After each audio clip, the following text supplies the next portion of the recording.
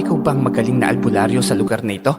Kung tunay na kaya mong manggamot, gamutin mo nga kami. Oo, tama ka. Ako ngayon, magpapagamot kayo. Ano pa nga ba? Nakita mo naman hindi ba? Balat pa lamang namin naninilaw na. Saka itong hika naming hindi gumagaling. Tiyak naman na alam mo kung bakit kami may ganito. Nakikita ko ang lahat at tiyak ako may kasama pa kayong ganito rin ang karamdaman. Pero pasensyahan tayo. Ang mga aswang na kagaya nyo ay salot sa mundong ito. Buti sana kung pagiging aswang ang una nyong ipagamot. Ang kaso, hindi rin magagamot yan dahil natural na kayong mga aswang. Ano bang sinasabi mo? Nagpapagamot kami. Wala ka na sa kung anumang pagkataong mayroon kami. Masyado kang pakialam merong matanda ka. Matagal na akong albularyo. Aswang na nga kayo. Masama pa kayo sa mga taong nakapaligid sa inyo. Kaya huwag kayo magtaka kung bakit kayo kinulam ng isang napakahusay na antingero na galing Sikihor. Ang kwentong ibabahagi po natin ngayon ay kwento ng isang dayong antingero na galing pang Sikihor. Si Benildo, apo ng isang batikang antingero na galing din sa Sikihor. At ito ang kanyang kwento. Bago po natin simulan ang kwento, inaanyayahan ko po kayo mag-subscribe bilang suporta po dito sa ating channel.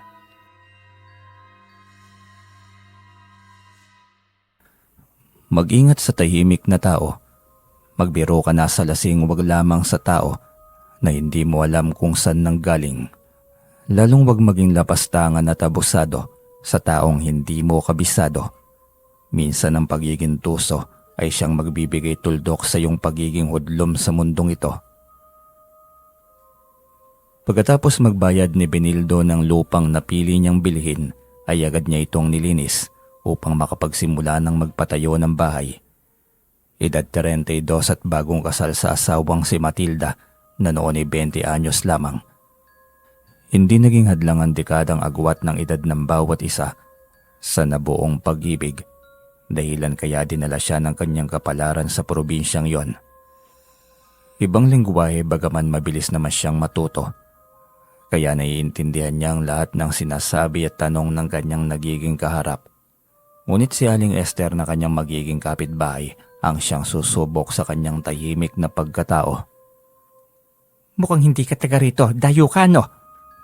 Walang ano-anong tanong ni Aling Esther kay Benildo na noon ay puspusan ng paglilinis ng buong kalupaan upang maitayo ang pangarap na bahay. Ayo po, ako po si Benildo, pero Ben na lamang po ang itawag niyo sa akin. Iyon naman madalas ang tawag sa akin ng mga nakakakilala at kapamilya ko. Wala naman akong pakialam kung anong pangalan mo. Lumagpas ka ng isang dangkal sa paglilinis ng boundary. Umusog ka dahil sakop yan ng aking lupain. Bago ka maglagay ng bakod, siguraduhin mong nasa tamang lugar. Magtanong ka muna sa akin. Respeto bilang kapitbahay mo, maliwanag. Po, sabi ng dating may-ari na pinagbilhan ko hanggang dito raw ito . Yang puno po na yan ng niyog, yan ang linyahan na titignan ko. Yan dapat ang boundary ng ating kalupaan. Bakit ang layo naman yata niyang kinain niyo, Aling Esther? Hindi ko sinabing magpaliwanag at magkwento ka. Ang sabi ko umusog ka dahil lumagpas ka na. Hindi mo ba ako kilala? Pamangkin ako na Kapitan Del Barrio at ang dalawang anak ko'y parehong sundalo. Ano sa tingin mo laban mo sa akin? Aling Esther, mawalang galang na ho. Pero wag niyo naman akong takutin dahil anak niyo'y sundalo. O kesyo sino pang Poncio Pilato ang may kapangyarihan na konektado sa'yo? Sinasabi ko lang naman sa'yo para alam mo. Ano, maliwanag ba sa'yo? Susundin mo ba ako o yung mga anak ko na mismo ang susugod dito? Hindi naman ako mahirap kausap. Ano sa tingin mo? Napabuntong hininga na lamang siya habang pilit na kinokontrol ang sarili. Dayo siya't kailangan niyang magpakumbaba. Hindi man niya alam kung hanggang kailan siya magpapakumbaba. Ang mahalaga'y ginawa niya. Wala namang problema sa akin, Aling Esther. Kapiranggot na lupa lang naman yan. Pero sana kausapin niyo naman ako na maayos. Sana pinabakuran mo na noon pa man ang hangganan dahil nauna ka naman pala rito. Anong akala mo sa akin, tanga? Ako pa ang gagastos. Siyempre hihintayin kung ikaw ang gagawa ng bagay na yon. Napakasigurista niyo naman po, Aling Esther. Grabing ugali na yan. Anong gusto mong ipalabas na masamang ugali ko? Ayusin mo dahil hindi yung palubos na kilala ang angkan ko. Baka pagsisihan mo. Wala pa naman akong ibang sinabi pero kung makapag-react naman po kayo, Aling Esther. Tinatakot mo pa ako sa kung anong uri ng angkan mo. Kapag nasa panig ka ng katarungan, hindi naman makakaramdam ng pag-aalala. Hindi po ako natatakot. Hindi ba? Kapag masampulan ka na siguro ay tiyak na makakaramdam ka na ng pag-aalala sa pamilya mo at takot. Hindi ba? Nailing na lamang siya nang marinig yon. Talagang napakatuso at mapanglamang ng kanyang kaharap ngayon.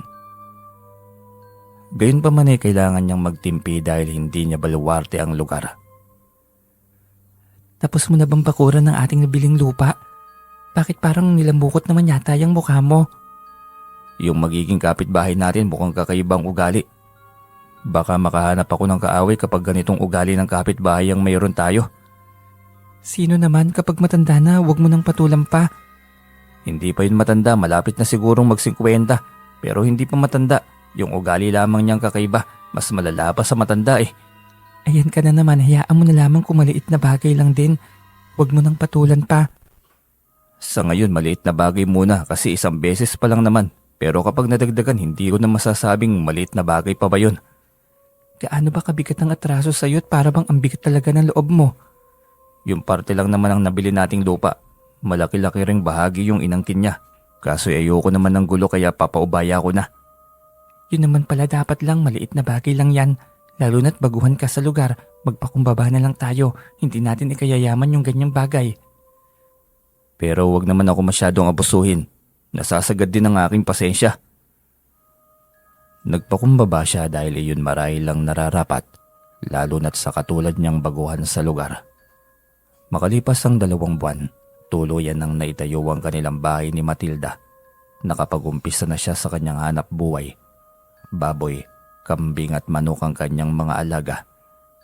May gulayan siya sa lupang pamana ng kanyang asawa, ngunit malayo pa yon sa kanilang bahay, kaya kailangan pa niyang puntahan yon araw-araw para alagaan, diligan at lahat. Simpleng buhay sa probinsya na tahimik at walang kaaway. Yun lang naman ang gusto niya, lalo na kapag darating ang araw na magkakaroon na sila ng anak ni Matilda. Ang nais niyang simpleng buhay na tahimik ay hindi nangyari dahil may isang kapitbahay na pilit pinalalabas ang kanyang sungay. Ayaw niyang maging masama ngunit mukhang sasagarin ng todo ang kanyang pasensya. Isang hapon pag-uwi niya ng bahay galing sa kanyang mga pananim, ay naabutan niya ang alagang aso na hirap na salubungin siya. Tilda, anong nangyari sa alaga nating aso? Bakit parang pilay yung 2 paa niya? Umiiyak pa. Nasasaktan marahil ito ng gusto. Yun na nga mukhang tumambay yata ang aso nating si Brown sa bahay ni Aling Esther. Narinig kong umiyak pagtapos na umuwi siya ganyan na. Hirap nang maglakad. Inuubos talaga ng Esther na yan ang pasensya ko. Hindi talaga yan madadala hanggat hindi nabibigyan ng parusa. Umanda talaga siya sa akin. Anong parusa? Umayos ka, Benildo. Saka hindi naman natin nakita na sinaktan niya eh. Narinig ko lang na umiyak galing sa kanilang bahay. Kapag yan hindi ako ng babaeng yun, wala tayong magagawa. Yun nga, pasalamat siya hindi ko nakitang aktwal. Oras na mapatunayan ko na siya ang may gawa, hindi na talaga ako magtitimpi pa. Humanda siya sa akin. Ikaw talaga, pinag-iinitan mo talaga ng ulo yung kapitbahay natin. Hayaan mo nga siya. Kung siya naman ang may gawa nito sa alaga natin, tiyak na makakarma din siya. Darating ang araw na sisingilin siya sa mga pagkakamali niya. Hindi na lamang siya sumagot pa. Alam niyang umiiwas ang kanyang asawa sa gulo. Pero tiyak kapag wala siya sa bahay ay may ginagawa pa ring hindi maganda si Aling Esther dito. Balang araw malalaman din niya at kapag napuno ang kanyang sukatan, tiyak na hindi na siya magpipigil pa. Makaraan ng 1 linggo, napadaan siya sa bahay ni Aling Esther dahil galing siya ng tindahan. Sa pagkakataong yun ay naaktuhan niya mismo ng kanyang 2 mga mata kung paano sabuyan ng kumukulong tubig ang kanilang alagang pusa. Umiiyak pa uwi ang kanilang alaga. Awang-awa siya dito dahil mabait naman ang kanyang alagang pusa. Aling Esther, bakit halos patayin mo naman ang aking alaga? Ano po bang kasalanan niya sa'yo? Kawawa naman ang pusa ko. Para naman kayong walang puso kung manakit ng mga hayop. Sabi na nga bang sa inyo yun itali niyo ang alaga niyo o di kayo ikulong. Hindi yung hahayaan niyo lang na pakalat-kalat. Hindi nga ako nag-aalaga ng pusa dahil nakakabwisit yan Ngayon gagala-gala ang mga pusang yan na hindi ko naman alaga dito sa bahay ko. Pwede nyo namang ipagtabo yan. Paluin nyo na lamang kung galit kayo. Huwag nyong sabuyan ng mainit na tubig. Magdudusa po ang aking alaga. Baka hindi niya makayanan pa't mamatay pa yan. Pakialam ko, umalis ka nga sa aking harapan, isa ka pa eh.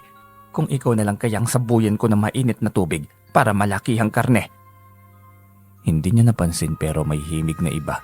Tila nahalata niya ang ibang kahulugan sa sinasabi nito. Ano bang naging atraso ko sa iyo at napakainit ng ulo niyo sa akin? May nagawa ba akong hindi maganda sa inyo, Aling Esther? Naging perwisyo ba ako sa buhay mo? Sabihin mo para maliwanag sa akin kung bakit mainit ang ulo niyo. Huwag mo na akong tanungin, umalis ka na lang. Basta mabigat ang dugo ko sa iyo, sa inyo. Kaya pwede ba, lumayas ka sa harapan ko? Sabihin mo kung anong kinagagalit mo sa amin para alam namin. Yung mga alagang hayop ba? Ano? Kayo, mga hayop din kayo sa paningin ko. Bakit ba ang tigas ng ulo mo? Umalis ka na! Paano ko malalaman kung hindi mo sasabihin? Nagtatanong lang naman ako na maayos. Sagutin niyo rin sana. Ang sabi ko, umalis ka na! Alis! Wala siyang magawa kundi ang umuwing inis na inis. Wala rin siyang magawa kundi ang magpakumbaba. Teritoryo kasi ng mga ito.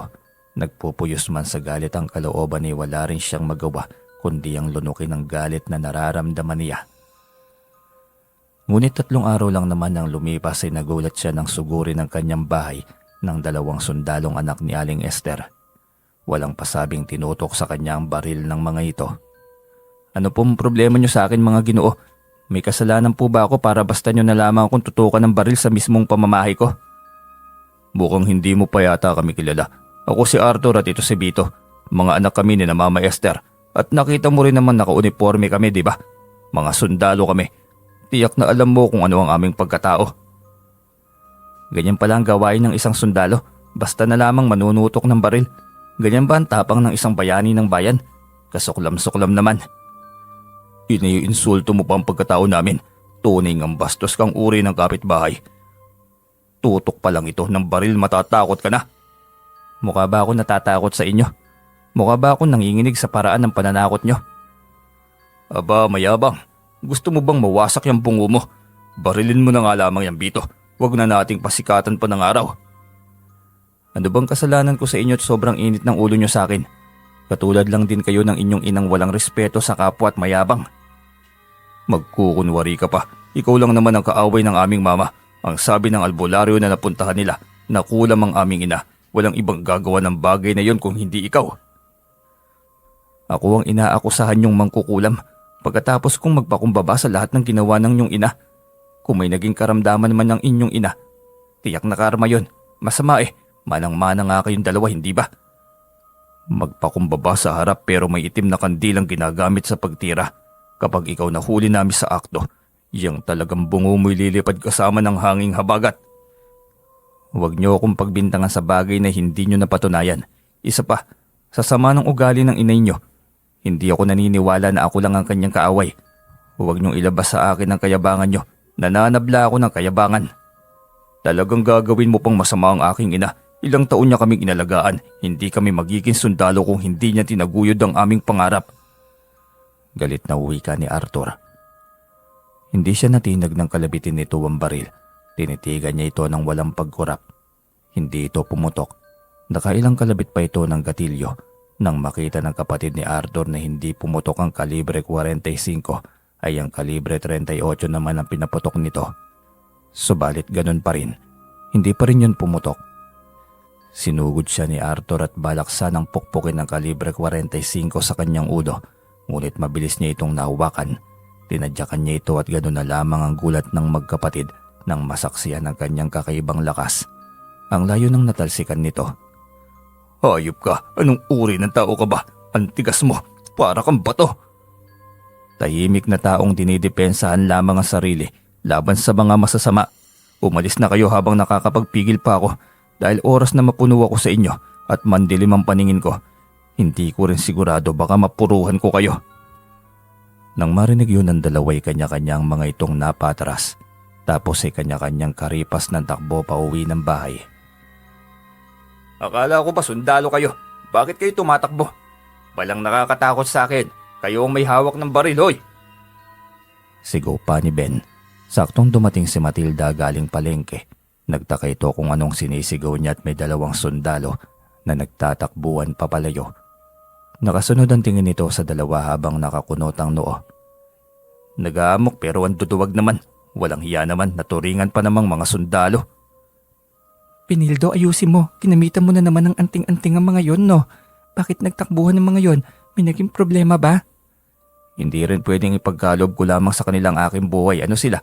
Inalagaan ko ang aking kalusugan upang matiyak ang pagiging mahaba ng aking buhay. Tapos silang mga mayayabang at arogante lamang ang magtutuldok. Anong ibig mong sabihin? Ano bang nangyari? Tinutukan ako ng baril, galit na galit dahil kinulam ko raw ang kanilang inay. Bakit? Kinulam mo nga ba? Pinildo naman, alam kong marami kang kaalaman pero... Alam ko kung kailan gagamitin ang lahat ng kaalaman na mayroon ako, Matilda. Magtiwala ka sa akin, hindi ko kinulam. Kung may gumawa man, marahil ibang kaaway niya. Ay naku, mabuti pa, igawa mo na lamang ako ng apoy. Magluluto na tayo ng hapunan at bukas na bukas din maaga tayong pupunta sa barangay. Irereklamo natin sila sa kanilang pag-eskandalo at pananakot. Naturingan pa silang mga bayani ng bayan. Kinabukasan ay maaga nga silang nagpunta sa barangay hall upang magreklamo. Pinatawag si Aling Esther at ang mga anak nitong sundalo. Ang buong akala nila ay makukuha nila ang tamang ustisya ngunit walang nangyari bagkus ay ibinalik pa sa kanya. Baka naman talagang kinulam mo si Tia Esther. Bawiin mo na lang kung ayaw mo mapalayas kayo dito sa aming lugar. Naturingan kang kapitan para umayos ng gulo at upang itama ang mali. Hindi porket kaanak kayo sa kanya kayo papanig. Walang silbi ang pagiging kapitan mo. Dayo ka lang, wag mo akong pagsalitaan ng ganyan kung ayaw mong paalisin sa lugar na ito. Teka lang kapitan, baka nakakalimutan mo na ang lahi ko ang ninuno sa lugar na ito. Dayo ka rin dito, baka hindi mo naaalala. Ang lahi mo ang dayo dito at namihasa. Tama palang narinig kong usap-usapan ng mga tao sa paligid. Wala ka nga palang silbing kapitan ka. Ito ang tandaan mo, hindi ka mananatili sa pwestong yan balang araw. Bababa ka rin dyan. Halika na, Binildo. Galit na hinila nito palabas ang asawa. Dismayado si Matilda ngunit mas lalong dismayado siya. Kuyom ang kanyang mga kamay habang pauwi ng bahay. Gayon pa man ay pinilit niyang ikalma ang sarili. Hanggat maaari ay ayaw niyang gumawa ng masama. Nakasalubong pa nila ang isa pang kapitbahay na noon ay nakasagap rin ng impormasyon tungkol sa nangyari. Tilda, galing ba kayo sa barangay hall? Nabalitaan ko nga palang nangyari. Grabe talaga yung angka ng Esther na yan, lahat abusado. Alam niyo rin po pala, Mang Dodoy, tama po kayo. Lahat ng lahi nila kasama si Kapitan. Walang katarungan sa baryong ito, Mang Dodoy. Mali at tama man ang kanilang angkan, sa kanila pa rin papanig ang ustisya. Sinabi mo pa, sinayang niyo ang oras niyo sa paglapit sa walang kwentang kapitan. Wala ka mapapalang katarungan sa inihalal nating kapitan dahil ang katarungan ay para lamang sa kanyang angkan. Kaya nga, Mang Dodoy, pero hindi naman humihinto sa pag-ikot ang mundo. Hindi lahat ng pagkakataon ay sa kanila. May katapusan ng lahat ng kasamaan. At may hangganan ng lahat ng pagtitimpi, Mang Dodoy. Huwag nilang sagarin ang aking pasensya. Iba akong magalit. Napatitig si Mang Dodoy sa kanya. Matapos seryosong sabihin yon. Nagpaalam si Mang Dodoy na mauna na at halatang may pagdududa pa ito sa kanyang pagkatao. Kinabukasan habang patungo siya sa kanyang gulayan ay nakasalubong niya ang mag-inang nakatira sa kabilang kanto. Nang makita siya nito'y bigla itong lumihis ng landas. Nagtaka man ay isinawalang bahala na lamang niya yon. Kinahaponan na isang malayong kapitbahay din ang nakasalubong niya. Muli ay napansin niyang tila natakot din ito sa kanya. Nakalata na siya na tila ba may kakaiba sa trato sa kanya ng mga tao sa paligid. Tahimik siyang naglakad hanggang sa marating niya ang bahay. Naabutan niya si Matilda na nakasimangot at wala sa modo. Ano ba yung mukhang yan, Tilda? Daig mo pang may nakaaway na 7 demonyo ah. Malala pa, Binildo. Alam mo ba kung anong pinagkakalat ni Aling Esther sa ating baryo? Sobra na talagang ali na yan. Parang walang ibang kaligayahan sa buhay kundi ang manira ng kapwa. Ano na naman bang kabulastog ang ginawa ng matandang yun? Mukhang malaki talaga ang galit mo ah. Pinagkalat lang naman niyang aswang at mangkukulam ka. Ikaw pa talaga ang mukhang aswang. Siya nga itong mukhang aswang eh. Ako pa rin ang nakikita niya. Hindi na talaga matapos-tapos ang panghahamak sa akin ng babaeng yon. Nakakawala ng respeto. Biglang umakyat ang dugo sa kanyang ulo nang marinig ang akusasyon na yon ng matanda. Hindi niya alam kung anong meron sa kanya at talagang pinag-iinitan siya ng kanyang kapitbahay. Pero sa pagkakataong yon, talagang hindi na niya mapapalampas pa ang ginawang kalokohan nito. Akma niyang susugurin si Aling Esther nang bigla siyang hawakan ni Matilda. "Bitiwan mo ko, Tilda. Sobra ng babaeng yun. Kailangan ng masampulan ng bunganga niya." Anong gagawin mo? Susugurin mo si Aling Esther, tapos anong mapapala mo? Umayos ka. Alam mong wala tayong kakampi dito pagdating sa batas. Bigla siyang kumalma. Madilim ang paningin at gustong magwala. Ngunit pinilit niyang huminahon. Tama ang kanyang asawa kapag susugod siya sa bahay ni Aling Esther at ipapatawag siya nito sa barangay. Tiyak na mabilis na aakyat ang reklamo sa itaas kasi kaanak nito ang kapitan. "Ang daming beses kong magtimpi. Siguro naman panahon na para sa kaparusahan. Hindi magsisisi ang babaeng yan hanggat hindi binibigyan ng matinding parusa." Anong gagawin mo, Benildo? Wag na wag kang gagawa ng hindi maganda sa kapwa mo. Hindi maganda ang maghiganti. Huminahon ka't pag-isipan mong mabuti ang gagawin mong hakbang. Kung wala ka rin lang naman makuwang tamang ustisya sa tamang paraan, di idaan na lamang sa sariling kaalaman. Walang silbi ang Kapitan del Barrio sa lugar na ito, pati ang pinuno ng baryo. Darating ang araw na sisingilin siya sa pagiging konsentidor niya, porke pamilya niya si Aling Esther. Wag, Benildo, nakikiusap ako sa iyo. Wag mong gawin ang bagay na yan. Alam ko namang nakakagalit pero may tamang paraan para pagbayarin ng matandang yon. Tilda, ilang beses na tayong nagpakumbaba. Talagang pinag-iinitan tayo ng Esther na yan. Hindi ko alam kung bakit pero malalaman ko rin yan. Ikaw talaga, Benildo, porket apo ka ng isang batikang albularyo sa Siquijor ay basta mo na lamang gagamitin ang kakayahang yan. Magpakumbaba ka. Ilang beses, Matilda. Alam mo yun, ayokong maging abusado. Ayokong gamitin ang kaalaman ko dahil ayokong manlamang. Pero talagang sinusubok ng Esther na yun ng pinakamahaba kong pasensya. Rumistro sa mukha ng kanyang asawa ang kakaibang pag-aalala. Alam nito ang tunay na siya. Alam nitong mabait siya at tahimik na tao, hindi mahilig sa barkada at lalong hindi sa gulo. At hindi pa nito nakita kung paano niya ginagamit ang kapangyarihan at kaalaman na mayroon siya. Ang alam lamang nito ay ang pagiging apo niya ng isang veterano at mabagsik na albularyong kinatatakutan ng halos buong kababaryo nila sa Siquijor. Pero ang aktwal na paggamit niya ng kaalaman ay hindi pa nito nasaksiyan. Martes yon ng gabi habang mahimbing na natutulog si Matilda. Maingat na bumangon si Benildo, bitbit ang kanyang kagamitan na bigay ng kanyang lolo ay maingat siyang bumaba ng bahay. Sa likod ng kanilang bakuran, doon niya gagawin ang ritual. Sa ugali ni Aling Esther ay hindi maaaring basta na lamang siyang hayaan na magpatuloy sa pagiging abusado. Dadami at dadami pang magiging biktima nito. Matapos sindihan ng 3 itim na kandila ay umusal na siya ng orasyon. 7 ulit na sinambit ang 5 katagang Latin. Pagkatapos gawin yon ay biglang gumuhit ang itim na usok ng 3 kandila. Korteng paru-paro yon.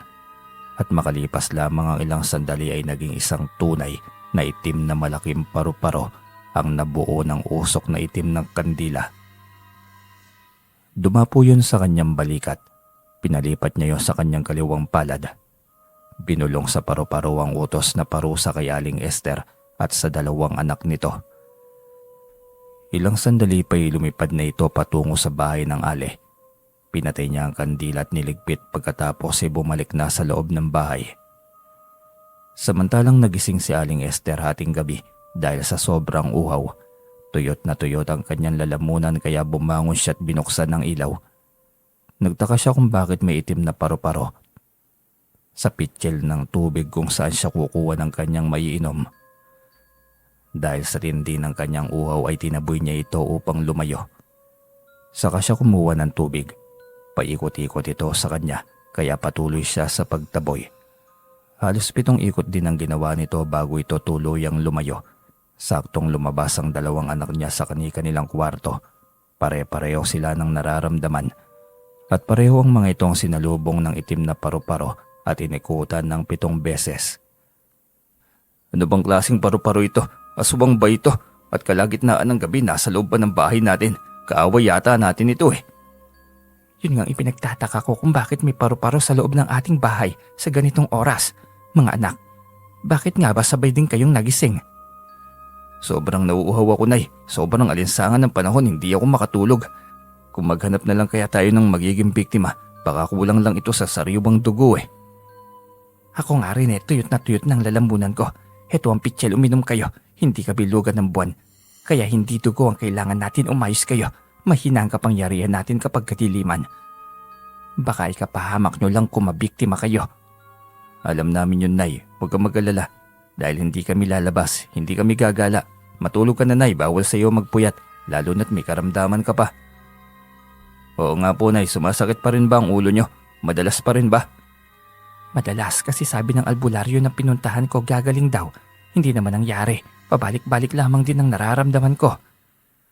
Kung ipapakulam na lang kaya natin ang mag-asawang Matilda at Benildo para wala na tayong magiging problema.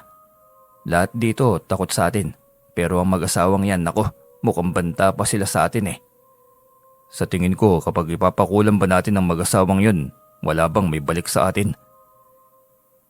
Hindi ko rin sigurado, Arthur. Aray, ang sakit ng ulo ko. Bigla na lang tila pinabarena. Napahilot ito ng sintido at wala pang segundo ay napasunod ang kapatid nitong si Arthur na halos sabay lamang din kay Aling Esther. Ano ba itong nangyayari sa atin? Bakit halos sabay tayong tatlo ng nararamdaman? Wala nang ibang gagawa pa nito, si Benildo. Siya lang naman ang pwedeng gumawa nito sa atin eh. Bakit siya lang ba naging kaaway ni nanay? Sa dami ng naging kaaway ni nanay, hindi tayo magiging sigurado kung sino sa kanila ang pwedeng gagawa ng pangkukulam. Sila ang may kasalanan para malinaw sa inyo. Totoo nga kayang sila ang may kasalanan, Nay. Bakit halos lahat naman yata ng ating mga kapitbahay ay nakaaway mo na? Huwag mong pagsalitaan ng ganyan ng nanay, Bito. Lagi tayong kakampi ng nanay dahil bukod sa nag-iisang ina natin siya, ay siyang tumaguyod sa atin. Hindi tayo magiging sundalo kung hindi dahil sa kanya, dahil inabantunan na tayo ng ating ama. Hindi kumibo si Aling Esther, ngunit napahiyaw naman ito nang biglang umatake ang sakit ng ulo nito. Rumihistro ang pag-aalala sa mukha ni Bito. Hindi lang pag-aalala ang nararamdaman nito, ngunit takot na rin. Mali yata na lagi natin kinukonsinti ang nanay, Kuya Arthur. Hindi natin alam kung anong maaaring ganti ng ibang tao sa atin. Ano bang ganti ang sinasabi mo, Bito? Palibasa, isa kang sundalon duwag. Umayos ka nga. Hindi kumibo si Bito. Habang patagal ng patagal ay lalong nararamdaman ng tatlo ang pagtindi ng sakit ng kanilang mga ulo. Pareho ang mga itong nagtitiis sa sobrang sakit, kaya nagpasya ng pumunta sa bahay ng albularyo. Nakasunod sa kanilang itim na paru-paro at dahil sa kanilang nararamdaman ay hindi nila ito napansin. Pagdating sa bahay ng albularyo ay agad itong napansin ng matandang si Lola Magdal. Anong nangyari sa inyo at parang pareho kayo ng karamdaman? Mukhang hindi normal ito, tama. Hindi nga normal ang karamdamang ito. Tama ka, Lola Magdal. Mas lalong tumindi ang sakit ng ulo ko at hindi na nakikinig pa sa mga gamot na iniinom ko. Nako, mukhang matinding tao ang nakaharap nyo ngayon na. Mukhang seryoso ang galit nito sa inyo. Nakita nyo bang itim na paru-paro na yan? Yan ang inutusan ng taong kumukulam sa inyo. Kung ganun, patayin nyo na, Lola Magdal, para mawala ng kulam sa amin. Nagdurusa kami sa sakit, parusahan yung may gawa nito sa amin. Hindi ko magagawa. Kapag gagawin ko yan, sa akin mapupunta ang inyong pinagdurusahan. Hindi ko kayang kontrahin ang ganyang uri ng kapangyarihan, matindi yan. Iilan lamang ang may ganyang kapangyarihan. Galing Sikihor. Galing Sikihor ang ganitong uri ng kapangyarihan. Nakakatakot. Hindi ko kaya yan. Ano ba yan? Pinagmamayabang mong magaling kang albularya, tapos yung itim na paru-paro lamang hindi mo kayang paslangin. Dahil konektado yan sa kapangyarihan ng taong may gawa sa iyo. Hindi nyo alam kung gaano kalakas ang kapangyarihan ng taong kinalaban ninyo. Ano, Lola Magdal? Hindi mo ba kami matutulungan na mag-iina? Magtapat ka. Nagdusa kami tapos hindi mo naman pala kami kayang gamutin. Paumanhin, pero hindi ko ibubuwis ang buhay ko para lang sa pagkakamali nyo. Mali kayo, kasalanan nyo. Yun ang totoo. Dapat ay marunong kayong tumanggap ng kamalian ninyo. Ano bang sinasabi mo? Na kami pa ang may mali? Saan ka ba, kampi? Alalahanin mong kami ang lumapit sa'yo. Saka nagbabayad kami para sa kagaya mo. Diretsahan na tayo. Hindi tatalab ang kulam o barang man sa isang tao na walang kasalanan. Kaya magalit na kayo kung magalit. Kayo ang may kasalanan. Masamang tumitig si Arthur sa matanda, sabay bunot ng baril nitong laging nakasukbit sa tagiliran nito. Galit na tinutukan ng matanda na siyang ikinatakot ng huli. Por Diyos, huwag mong itutok yan. Kapag ako namatay, lalo mo lamang pinaiikli ang buhay mo. Hindi ka man magbabayad sa batas. Magbabayad ka sa pamamagitan ng pagsingil sa iyo ng karma. Tinatakot mo pa talaga ako. Wala ka namang silbi na albularya eh. Patatahimikin na lang kita kaysa kami ang hinahamak mo. Anong silbi ng paglapit namin sa iyo kung sa kalaban ka naman pala kumakampi? Mamaalam ka na lamang. Arthur, anak, iba pa mo yan. Lalong lumalala ang sitwasyon, anak. Hindi nakakatulong yan. Lalong lumalala ang sitwasyon. Huwag mo nang dagdagan pa ang ating kalaban. Pagod na rin ako, Arthur. Walang kwenta itong nilapitan mong albularya, Nay. Paslangin na lamang natin para mabawasan ng mga mandulokong albularya kuno sa mundong ito. Akala niya may iisahan niya tayo eh. Mapapaslang mo ko, pero hindi ang katotohanan. Mananaig pa rin ang kabutihan at alam mo kung anong uri ka ng nilalang. Malaki ang pananagutan mo pagdating ng araw. Malaki ang dapat mong paglusahan, tandaan mo yan. Ang ingay mong matanda ka. Mapapaslang na talaga kita. Kuya Arthur naman ibaba mo na nga yan. Naguguluhan na ako masyado. Kapag pinaslang mo yan, magkakaroon ka lang ng problema. Ibaba mo yan. Walang magiging saksi kung papaslangin natin ang matandang ito. Kaya huwag kayong mabahala. Linisin na natin. Kampi din naman ito sa kabila. Wala tayong aasahan sa matandang ito. Walang pasabi nitong kinalabit ang gatilyo ng baril. Hindi nga ito nananakot lamang. Totoong pinaslang nito ang matanda na siyang lubos na ikinagulat ng inay nito. Mahabagin langit, bakit mo yung ginawa, Arthur? Sabing wag mo nang dagdagan pa ang suliranin natin eh.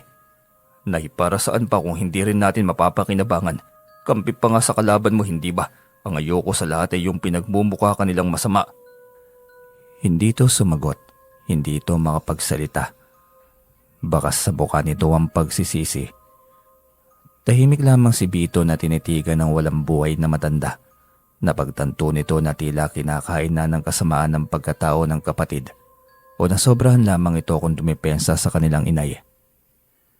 Kinabukasan ay maaga pa lamang kumalat na ang balita tungkol sa bangkay ng matanda na natagpuan ng walang buhay. Benildo, alam mo na bang minasagap akong balita? Naku, nakakaawang sinapit ng biktima. Lalo pat ito ang laging nilalapitan ng mga mahihirap na may mga karamdaman. Ano bang ibig mong sabihin? Albularyo na ang namatay ganun. Kumpletuhin mo na kasi. Tungkol sa albularyang si Lola Magdal, kawawang sinapit niya, ang hirap sabihin eh. O bakit, ano bang meron? Kumpletuhin mo nga. Nakakainis ka namang maghatid ng balita, may pasuspense pa eh.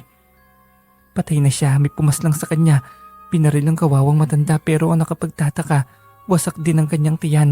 Nawawala rin ang mga lamang loob niya. Mukhang aswang daw ang may gawa nun. Sino raw bang may gawa? May ideya ba sila? Ang sabi ay anak ni Aling Esther, si Arthur. May nagsumbong daw sa pulis matapos ang pangyayari. Nasaksihan daw nito ang pagbaril pero pagkatapos barilin ay nagmamadali na itong umalis. Kaya hindi rin matukoy kung sino ang aswang na may gawa ng pagkawasak ng tiyan ng matanda. Bakit naman kaya nila pinaslang ang kawawa at walang kalaban-labang matanda? Wala ring ibang aswang ang gumawa nun, tiyak ako. Hindi niya pinahimik sa asawa pero ang tinutukoy niya yung mag-ina pa rin. Ito ang mga aswang. Hindi siya tiyak pero tiyak niya nalalabas din ang pagkatao ng mga ito pagdating ng araw. Ayon sa dumaang saksi, galing daw ito sa binabantayang ginagawang uling. Mag-aalas 2 na raw ng madaling araw yon. Yun ang at narinig nito ang boses nila Aling Esther at ng dalawang anak nitong sundalo. Nagalit daw si Arthur nang sabihin ng matanda na kaya tumalabang kulam ay dahil sa may kasalanan ng mga ito. Ayaw nilang tumanggap na may kasalanan sila. Talagang matitigas sa mukha ng mag-inang yun. Walang mga konsensya. Ayaw pa panagutan ng kasalanan gayong may ebidensya naman. Kawawa ang matanda, pinaslang dahil ayaw kumampi sa kanila. Tiyak na pinilit nilang magpagamot kahit hindi na kaya ng matanda.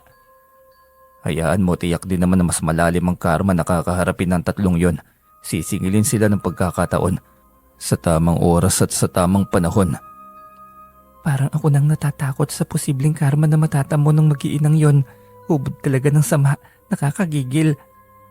Hayaan mo lang makukuha rin ng matandang yun ng hustisya. Hindi pwedeng hindi pananagutin ng mga yun sa mga kasalanang nagawa nila. Mas lalong naging malala ang kanilang ugali. Hindi pinansin ni Matilda ang sinabi niyang yon. Nakita niya ang itim na paru-paro sa bintana. Wari ay may nais ipabatid, ngunit hindi man lamang niya yon nakuha. Ilang sandali pa'y bigla na lamang may bubungad na motor sa kanilang harapan. Hindi niya napagandaan ang pag-atake nito. Ang biglang pagpapaputok nito, ngunit tamang-tama na naiharang niya ang katawan niya sa asawa. Hindi mabilang na magkakasunod na putok ng baril at lahat yun ay asintadong tumama sa kanyang dibdib. Binildo, ayos ka lang ba? Sigaw pa ni Matilda na noon ay nanginginig sa nerbiyos at takot. Hindi inasahan na mangyayari yon. Tiyak nilang si Arthur yon. Tila ba ayaw tumigil hanggat hindi siya mapaslang ng mga ito. Pero mali ang mga ito ng kinalaban dahil hindi na mga yon kabisado ang kanyang tunay na katauhan.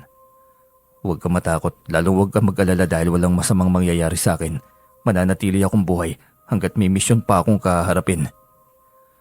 Agad na kinapa ni Matilda ang kanyang dibdib. Nakita pa nito ang ilang butas ng damit na tinamaan ng bala. Hindi ito makapaniwala sa nasaksiyan. Bagaman unang beses nitong naaktuhan ng kapangyarihan ng agimat na hawak ni Benildo. Alam nitong may mga kapangyarihan na hawak ang asawa, ngunit ang maaktuhan nito'y hindi nito inasahan. Diyos ko, Benildo, hindi ko inasahan yon.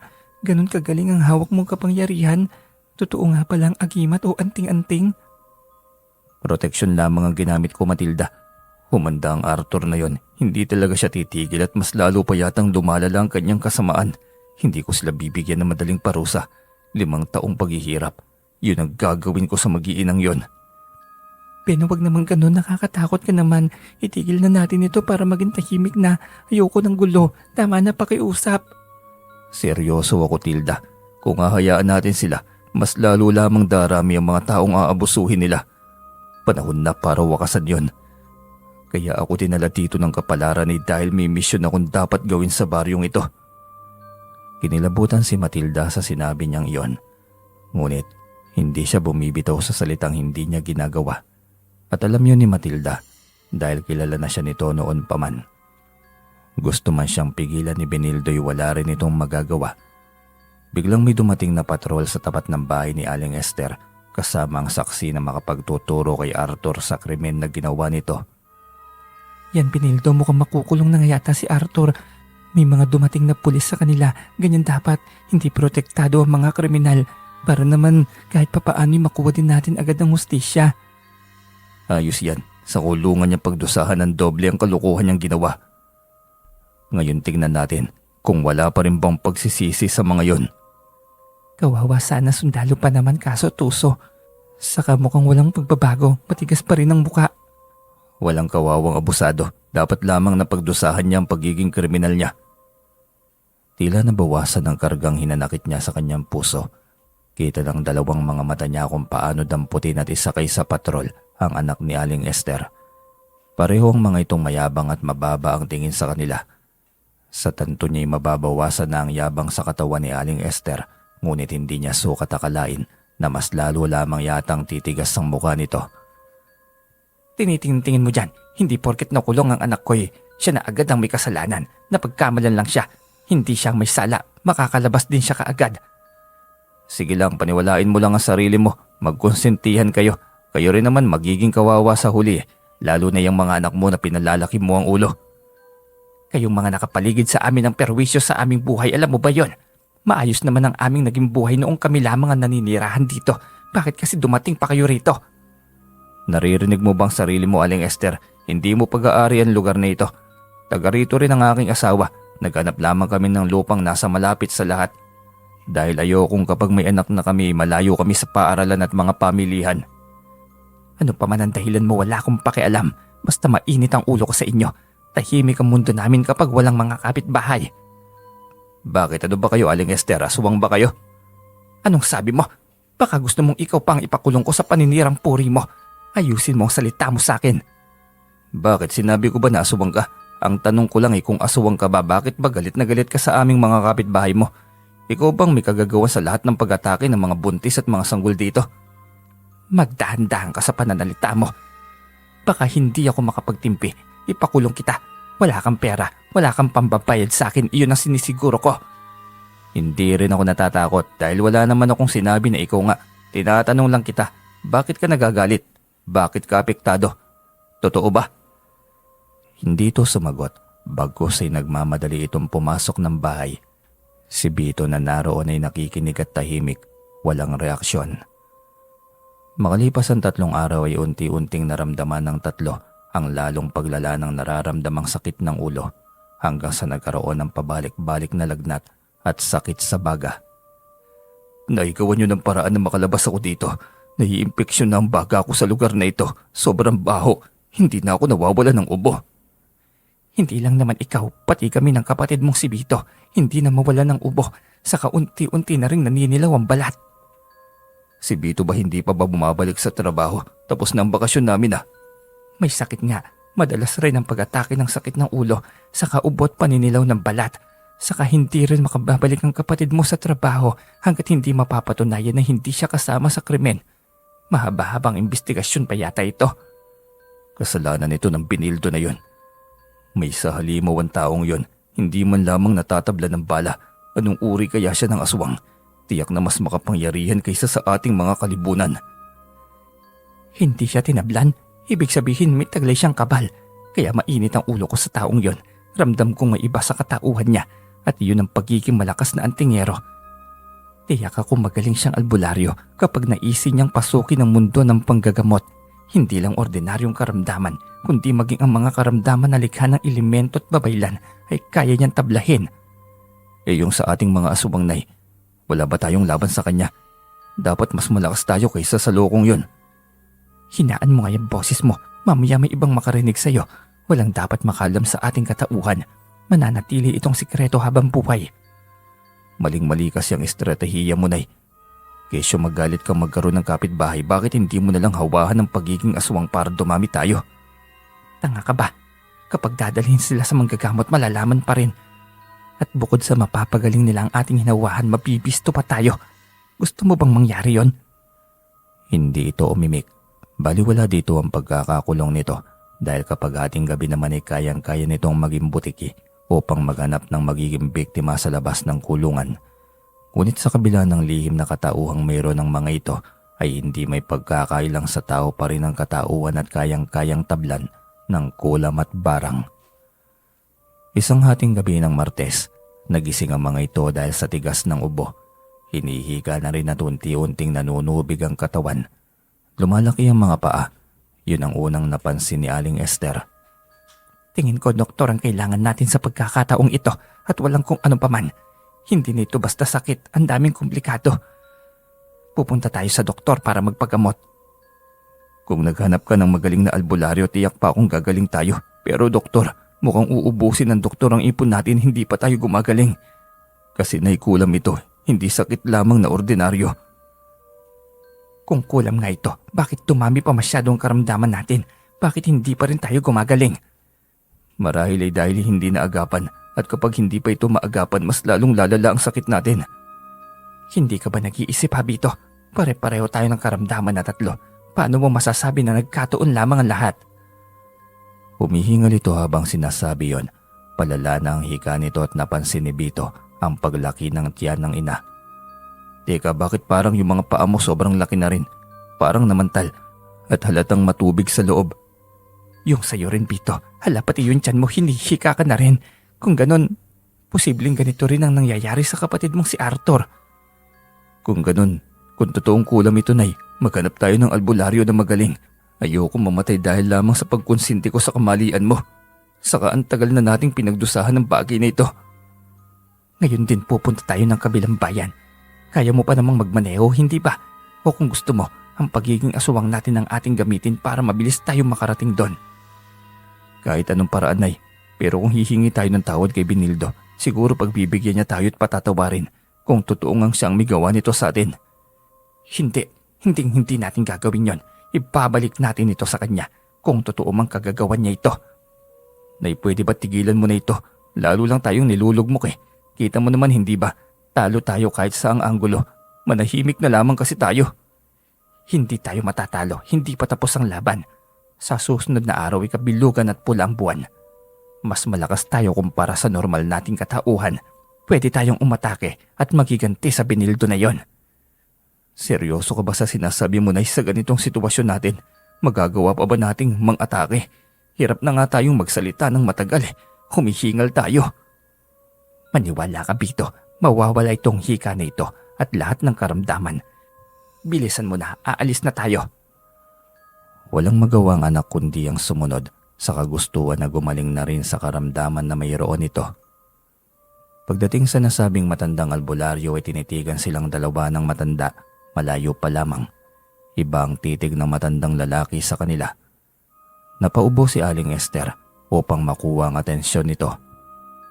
Anong kailangan niyong magkina sa akin? Mukhang matindi ang kailangan niyo Maluba ang tama ninyo. Ikaw po ba si Lolo Sito, ang magaling na albularyo sa lugar na ito? Kung tunay na kaya mong manggamot ng ganitong bagay. Tama, magpapagamot kayo, hindi ba? Ano pa nga ba, nakita mo naman di ba? Balat pa lang namin naninilaw na. Saka itong hika namin hindi gumagaling. Tiyak na alam mo kung bakit kami may ganito. Nakita ko lahat at tiyak ako may kasama pa kayo na ganito rin ang karamdaman, tama ba ko? Tama kayo, pwede nyo rin ba siyang gamutin? Nasa kulungan kasi siya. Pasensyahan tayo. Ang mga aswang na kagaya nyo'y salot sa mundong ito. Buti sana kung pagiging aswang ang una nyong ipagamot. Ang kaso'y hindi rin magagamot yan dahil natural na nga kayong mga aswang. Baka mamatay na kayo kung gagawin ko. Anong sinasabi mo? Nagpapagamot kami. Wala ka sa kung anumang pagkatao na mayroon kami. Masyadong pakialamero ka sa aming katauhan. Matagal na akong albularyo. Alam ko ang taong normal at ang mga taong may ibang katauhan. Kalibunan kayo. Sa isang taon, isang beses umaatake pero sigurado. Kaya laging may nawawalan ng buhay kapag nabubuhay ang halimaw sa katawan nyo, hindi ba? Hindi makasagot si Aling Esther. Tinitigan pa itong lalo ni Lolo Sito ng masama. Ang isang aswang ay hindi kaya makipagtitigan ni Numan. Kaya mabilis itong napayuko. Aswang na nga kayo. Masama pa kayo sa mga taong nakapaligid sa inyo. Huwag na kayo magtataka kung bakit kayo kinulam. Saka, hindi ko rin panghihimasukan ng gumawa ng bagay na ito sa inyo. Ang lakas ng kapangyarihan ng taong ito. Ayokong makipagtalo sa taong ito. Lalo na kung kayo naman ang may kasalanan. Walang silbi ang pagiging albularyo mo kung hindi ka naman pala patas sa mga lumalapit sa iyo. Lahat dapat ng humiling ng kagalingan dapat ay pagbigyan ninyo. Kung sino lang ang tunay na nangangailangan, sila lang ang tinutulungan ko. Makakaalis na kayo. Galit si Aling Esther ng pagtabuyan ng matanda. Gayunpaman ay hindi natinag si Lolo Sito at nanatiling matigas ang kanyang desisyon. Makakaalis na kayo. Hindi magbabago ang desisyon ko. Hindi ang kagaya niyo ang tinutulungan ko. Mariing desisyon ng matanda. Sa galit nito'y muli nitong ipinatawag si Benildo sa barangay dahil nireklamo nito ang ginawang pangkulam. Ano na naman ito, Benildo? Sumo na naman. Ano bang ginawa mo na naman? Siguro si Aling Esther pa rin ito. Samon, ano na naman bang kasalanan ko? Hindi ko alam yan. Buksan mo na nga para alam natin. Hindi ko alam, kay Aling Esther na naman ito galing. Ano na naman kayang problema ng aling yon? Lagi na lang ako napaghiinitan ng matandang yon. Hayaan mo na, harapin ko yan bukas. Tignan mo kung ano na naman ang ibinabato ng mga yon sa'yo. Nakakainis na talaga itong si Aling Esther. Lagi na lang tayong nakikita. Wala nang pagbabago. Kailan kaya tayo titigilan ng taong yon? Pero wisyo din eh. Ayaw nga niya na may kapitbahay kasi ayaw niyang mabisto na may tinatago siyang lihim na katauhan. Ano bang ibig mo sabihin? Anong katauhan? Aswang siya at ang kanyang mga anak. Umpisa pa lamang alam ko na kung bakit mainit ang ulo niya sa akin dahil posibleng ako ang puputol sa sungay niya. Nararamdaman niya yon. Hindi siya nagpatinag sa mga ibinabato ni Aling Esther sa kanya. Matatapos din ang lahat ng kasamaan nito at ng angkan nito kasama ng Kapitan Del Barrio. Hindi pa man siya sigurado at may kutob din siyang aswang din yon. Pero sa pamamagitan ng langis kontra aswang, Tiyak na mabibisto ang mga ito, kaya naisip niyang guluhin ang kanilang paghaharap. Kinabukasan ay hinanda niya ang bote ng langis. Yun ang dadalhin niya. Malalaman niya kung aswang ang kapitan. Dahil doon siya didikito lalapit. Kapag ito'y hindi makatiis sa init, kumpirmado ng aswang nga ito. Tiyak na mas magiging mainit pa siya lalo sa mga mata nito na siyang hindi niya naman aatrasan. Kinabukasan ay wala pang tao sa barangay, ay naroon na nga siya, handang harapin ang ibinabato sa kanyang akusasyon. Ilang sandali pang ay nagtatingan na ang mga opisyal at maging ang mga ito'y nagtaka muli kung bakit naroon na naman siya. Hindi na talaga natapos-tapos ang issue ninyo ni Aling Esther, Kuya Benildo. Mahirap pa naman kalaban ng mga yan, lalo na't kaanak ni Kapitan. Hindi ako natatakot sa kanila. Kahit saan nila dadalhin ang reklamo, haharapin ko pa rin sila. Anong akala nila sa atin? Madaling masindak. Maling-mali sila. Ganyan dapat, kuya, palaban kayo. Huwag niyong ipakita na takot kayo sa mga yon, lalo kayong mamaliitin ng mga yun eh. Tumawa pa ito bago siya tinalikuran para pumasok na sa loob. Ilang sandali pa'y dumating na nga ang Kapitan del Barrio. Magalang niya itong binati bilang respeto sa isang pinuno ng baryo. Magandang araw po, Ginoong Kapitan. Buti ho't nandito na kayo. Ikaw na naman, lagi ka na lang may atraso. Ipinatawag ka na naman. Si Esther na naman ang kalaban mo, tama? Huwag mo nang banggain ang katulad namin, mahihirapan ka lang. Nangangalmot ito ng buong katawan na tila ba hindi nito maintindihan ang nararamdaman. Ilang sandali pa'y nararamdaman niyang tumatagas ang langis sa kanyang binti. Kumpirmado na aswang nga din ang kapitan ng baryong yon. Hindi pwedeng wala siyang gagawin. Kailangan niyang kumilos dahil maraming inosenteng buhay ang magbubuwis. Tapos ay wala man lamang mananagot. Anong nangyari, Kapitan? May allergy ka yata? Ano't namumula na yung balat ninyo? Parang hindi naman normal yung karamdaman nyo ah. Pero wisyo ka nga sa amin. Tiyak kong alam mo rin ang tungkol sa amin. Ngumiti siya ng matumbukan, nais nitong sabihin. Sabi na nga ba niya, noon pa lamang ay tama ang kanyang hinala. Kaya mabigat ang dugo ng mga ito sa kanya. Anong ibig mo bang sabihin, Ginoong Kapitan? Yung ibang pagkatao niyo po? Maang-maangan ka pa. Itapon mo yan. Ilayo mo yan sa akin. Hindi ako makatagal. Ang init at ang kati sa katawan. Sinadya mo talaga ito, ano? Yung langis. Nako, protection ko ito, Kapitan. Hindi mo matiis. Nako, sabi na iisang tubig kayo ni Aling Esther. Kaya mainit ang ulo niyo sa akin. Huwag na huwag kang magmagaling o ipagkalat ito. Tinitiyak kong pagsisisihan mo kapag ginawa mong ipahiya ko at ang buong angkan ko. Huwag kang mag-alala, Kapitan. Akong bahala. Ako na mismo ang gagawa ng paraan. Hindi na kailangang sabihin sa ibang tao. Kaya naman pala mainit ang dugo niyo sa akin. Anong ibig mong sabihin? Talagang sinusukat mo kami ah. Wala naman po. Malalaman niyo rin yon. Basta ang kagaya niyo, hindi dapat nagtatagal sa mundong ito. May ibinulong siya sa hangin pagkatapos ay umihip sa harapan ni Kapitan. Nagulat ito sa kanyang ginawa. Rumihistro ang pagkabahala sa mukha nito. Anong ginawa mo? Tinatakot mo ba ako? Ayusin mo't baka ipapahuli kita ng pulis ngayon din. Wala kang dapat ikatakot, Kapitan. Kumalma ka lang. Wala yon. Ikaw naman napaka-nerbiyoso mo. Hindi ako nakikipagbiruan sa'yo. Ayusin mo ang pakikipag-usap mo sa akin. Opo, kagalang-galang na, Kapitan. Seryoso po ako na sa harapan ninyo. Ay, talagang sakit ka sa ulo. Nginitian niya ito. Nagmadali itong pumasok sa opisina. Iniwanan siyang walang paalam. Ngunit sakto ring pagdating ni Aling Esther sakay ng tricycle, may dalang tungkod, naninilaw, hinihingal. Malalaki ang mga paa na tila ba puno ng tubig sa loob. Maging ang tiyan nito'y malaki na rin. Ngunit sa kabila ng kalagayan nito'y masama pa rin ang tingin nito sa kanya. Ganyan na nga yung kalagayan mo, masyado ka nang nahihirapan. Pero matapang ka pa rin. Natural, hindi ako magiging duwag na kagaya mo. Pagbabayaran mo itong ginawa mo sa akin. Ipagpalagay na nga natin na ako may gawa niya na, Aling Esther. Ngayon ano naman ang magiging katibayan mo para madiin mo ako sa reklamo mong yan? Dahil ako lang ang naging kaaway mo. Dahil galit ka sa akin kaya mo ako kinulam, hindi ba? Bakit ayaw mo pang umamin? Ganon? O ngayon ang tanong ko, ako lang ba ang naging kaaway mo? Wala ka na bang ibang nakaaway? Ang alam ko kasi lahat ng mga kapitbahay mo, minsan mo na ring napaginitan. Buti nga hindi sila umalmang katulad ko. Yun na nga, sa inyong lahat ikaw lang naman ang may kakayahang gumawa nito sa akin. Kaya pwede ba, aminin mo nang ikaw ang may gawa ng bagay nito. Paggalingin mo na ako. Hindi ko kayang gawin ang inuutos mo. Paano mo naman mapatunayan sa harap nilang lahat na ako nga mangkukulam? Sige nga.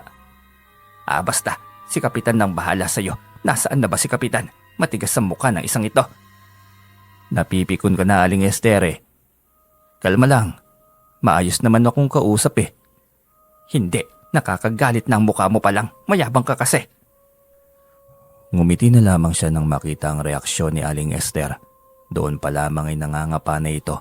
Kahit hinihika na ito masyado, ay pinipilit pa rin itong maging palaban. Ilang sandali pa'y pinatawag na sila ng lupon ng baryo, ngunit wala na roon si Kapitan, kaya ayaw pumayag ni Aling Esther na mag-umpisa ang pag-uusap. Alam niya na ang dahilan kung bakit, dahil sa langis at dahil sa bistado na niya ang pagkatao nito. Sa lagay mong yan, Aling Esther, kung ako sa iyo, pumunta ka na lang sa ospital. Huwag mong inaakusa kay Kuya Benildo yan, dahil kahit sa ang husgado hindi paniniwalaan na sinasabi mong kulam. Palibhasa kampi kayo sa taong ito kaya kayo ganyang magsalita. Nasaan na ba kasi si Kapitan? Kailangan nang matapos ito. Kanina pa po yun umuwi, pagdating ay umuwi agad kasi biglang sumama ang pakiramdam. Kaya malabo ring maliwanagan itong paghaharap nyo ni Kuya Ben. Walang kwentang Kapitan. Alam niya namang nandito ako eh. Saka kayo. Mga wala kayong kwenta. Nakakainis kayo. Alam kong magkaanak kayo at papanig sa iyo si Kapitan. Kaso'y wala tayong magagawa. Talagang masama ang pakiramdam niya. Kung gusto mo, sa susunod na lang. Ay nako, kung wala kayong ginagawa sa buhay, ako marami. Ngayon kung babalik pa kami sa susunod na araw, wala na akong oras pa. Masyadong marami akong ginagawa, pero wisyo na nga ito sa mga trabaho ko, sa totoo lang eh. Ikaw ang totoong perwisyo. Hindi kita titigilan hanggat hindi mo ako napapagaling sa karamdaman kong ito. Nagpapatawa ka ba, Aling Esther? Ano ako, doktor o albularyo? Magpagamot ka, hindi sa akin. Sobrang sama mo kasi, tuloy inaani mo na yung kasamaan mo. Idadamay mo pa ako. Anong sabi mo? Ulitin mo nga, ang lakas ng loob mo ah. Kung walang patutunguhan itong paghaharap na ito, ay ang mabuti pa'y pauwiin nyo na lang ako. Marami akong gawain sa bukid. Utang na loob naman, may pamilya akong binubuhay. May pinaglalaanan ako at may pinag-iipunan ng pera. O sige na po Kuya Ben, maaari na po kayong umalis. Tignan natin kung may paghaharap pang magaganap. Ang dinig ko kasi kay Kapitan kanina, kakansilahin na ito. Ano? Hindi maaari. Hindi ako papayag. Kailangan magkaroon ng resolusyon nito. Gusto ko nang gumaling. Wala tayong magagawa, yun ang gusto ni Kapitan. Bakit? Kung ikaw lang ba'y may laban ka ba? Pinapakita nyo sa akin na kampi kayo sa lalaking yan? Wala po kaming kinakampihan.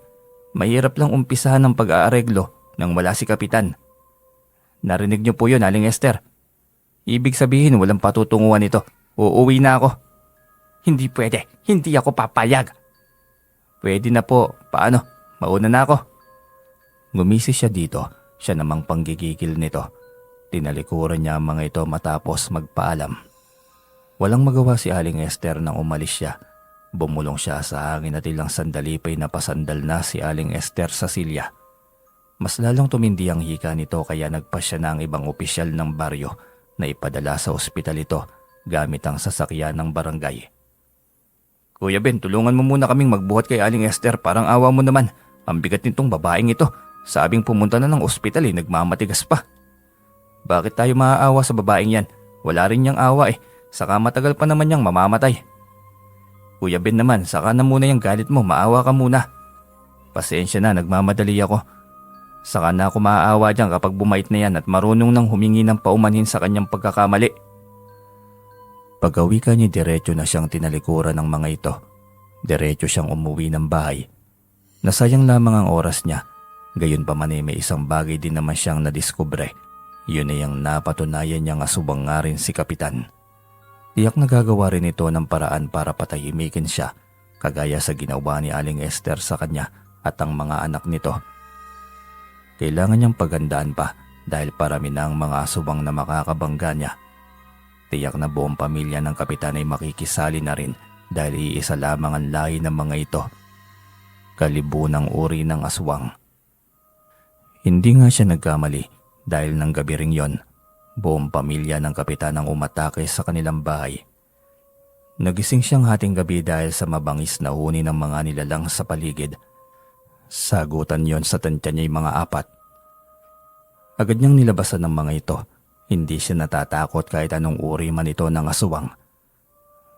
Marami na siyang naging laban noon sa aswang panahong kasama niya si Lolo Aguiña noong buhay pa ito. Kung talagang ito ang kanyang kapalaran, ang makipag-away sa mga nilalang ng dilim, kailanman ay hindi siya maduduwag. Umusal siya ng proteksyon bago lumabas. Tulog mantika ang kanyang asawa, kaya maging ito'y pinorotektahan niya bago pa man tuluyang lumabas ng bahay. Agad siyang sinalakay ng 4 na nilalang, sabay ang mga itong sumugod ngunit hindi siya nabahala. Napalibutan siya ng proteksyon, kaya hindi ang mga ito basta-basta makakalapit sa kanya. Kanya-kanyang ilag ang mga ito nang hindi nakayanan ng init at nakakasunog na proteksyon na pinaikot niya sa kanyang sarili. Sige, sugod lang kayo. Tignan natin kung hindi kayo maging abo kapag pinilit niyong lumapit sa akin. Ilang beses na sumubok ang mga itong umatake, ngunit hindi ng mga ito kinaya. Kaya sa uli ay siya naman ang umatake nang hindi ang mga ito nakapaghanda. Walang gamit na talim, pawang orasyong pamuksa lamang sa mga yon. Hinintay niyang magsama-sama ang mga ito sa iisang lugar upang isahang tira na lamang sa mga ito. Ilang sandali pa'y tuluyan na nga ang mga itong nagtipon-tipon. Pagkakataon na para may patikim sa mga ito ang tindi ng kaparusahan. Matapos usalin ang orasyon ay agad ang mga itong naging usok na kulay itim. Walang kahirap-hirap niya ang mga itong napaslang gamit lamang ang orasyon. Mabuting bagay na itinuro na sa kanya ng lolo niya ang mga bagay na yon. Bata pa lamang siya. Ngayon ay sanay na siya sa mga ganoong laban. Hindi na kailangan ng lakas at ng talim. Sandatang galing sa kaisipan, ngunit tagos hanggang sa kaduluwang epekto ng kapangyarihan. Iyon nga lamang, pagkatapos ay para din naman siyang nag-araro ng isang buong araw. Malaking enerhiya ang nabawas sa kanya sa ganoong kasimpleng pag-usal lamang ng Latin. Lalo pat 4 ang pinagsabay niyang ibinato na kapangyarihan. Kinabukasan ay maagang naging laman ng balitang tungkol sa buong pamilya ni Kapitan. Pinalabas ng naiwang ina ni Kapitan na nasawi ang buong pamilya sa isang aksidente. Natawa siya nang marinig ang balitang yon sa radyo. Minsan talaga ang balita'y hindi maaasahan, pero kung sa bagay, kung anong kasinungalingan ang isasagot ng mga tinatanong ng tagapaghatid ng balita, at tiyak naman iyon dahil yun din ang nire-report nito. Anong pinakikinggan mong balita at parang sa tingin ko'y pinagtatawanan mo lang? Galing si Matilda sa palengke at tiyak din na may nasagap na rin itong balita. Sa mga mata pa lamang nito'y makikita mo na ang nais din itong sabihin. Hayaan mo na, wala yun, natatawa lang ako. Hay naku, alam mo na bang masaklap na balita ngayon? Patay na pala si Kapitan at ang buong pamilya niya. Na aksidente raw. Biruin mo yun, parang nabawasan ng pabigat sa atin eh. Yun ang balita nila. Wala bang karagdagan? Parang kulang eh. Oo, yun lang, kawawa nga eh. Kawawa, kinakawawa tayo ng mga yun tapos maaawa ka. Naku, hindi ako maaawa sa mga kagaya nila. Ikaw talaga Ben, patay na yung tao, kawaan mo na lang.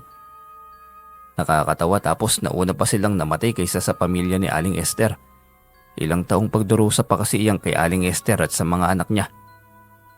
Talagang ikaw ang may gawa kay Aling Esther ng bagay na yun ha Ben? Kapag hindi siya magbago at humingi ng tawad sa mga pagkakamali nila, hahantong talaga sila sa kamatayan. Ben naman eh. Mga masasamang nilalang sila Matilda. Ang pamilya ni Aling Esther at ng Kapitan ay iisa lamang.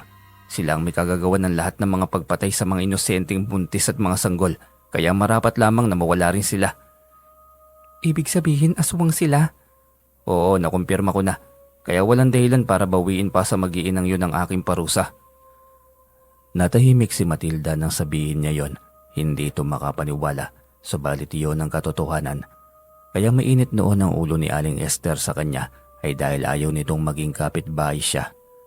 Makalipas ang 1 linggo, naipalibing na ang buong pamilya ni Kapitan. Siya ring pag-uwi ni Aling Esther at ng anak nitong si Vito galing sa ospital. May lalaking kasama ang mga ito. Napag-alaman nilang iyon ng ama ni Vito, ang dating asawa ni Aling Esther. Buti may mag-aalaga na sa mag-inang yan. Dinig ko iyan daw ang dating asawa ni Aling Esther eh. Mukhang mabait naman siguro, kaya nakipaghiwalay kay Aling Esther ay hindi matanggap ang pagiging aswang nito. Ikaw talaga, Benildo, kung ano na lamang yung pumapasok sa utak mo eh. Totoo naman, mali natin, yun ang rason. Benildo, baka pwedeng pagalingin mo na lamang ang mag-ina, kawawa eh. Hindi ka talaga nag-iisip, Tilda. Hindi nga marunong humingi ng tawad sa pagkakamali nila, hindi ba? Saka mga aswang sila, pero wisyo, kaya marapat lamang na mawala sila sa mundo. Kahit anong kumbinsi sa kanya ni Matilda ay hindi siya nakinig. Pangahawakan niya ang kanyang desisyon. Wala siyang babawiin dahil iyon ang pambayad ng kasamaan nito noon pa man na hindi na nagbago. Makalipas ang ilang taon ay palala ng palala ang sitwasyon ng mag-ina hanggang sa tuluyan ng ibinalita na namatay si Arthur sa loob ng kulungan. Hindi rin nagtagal, sumunod din agad si Vito at Aling Esther. Tunay nga ang kabayaran ng kasalanan ay kamatayan, lalo na kung walang pagsisisi. Simula nang mamatay ang angka ni Kapitan at ni Aling Esther, naging maayos sa tahimik ang baryo. Maging ang pamumuhay ng bawat isa, patuloy sila sa kanilang buhay, ang kanilang layo na isang simple at tahimik na buhay. Hindi tayo dapat magiging abusado sa kapwa dahil bawat pagkakamali may parusang kaakibat. Parusa ng may lalang o parusa ng isang nilalang. Hanggang dito na lamang po ang kwento. Maraming salamat po sa inyo.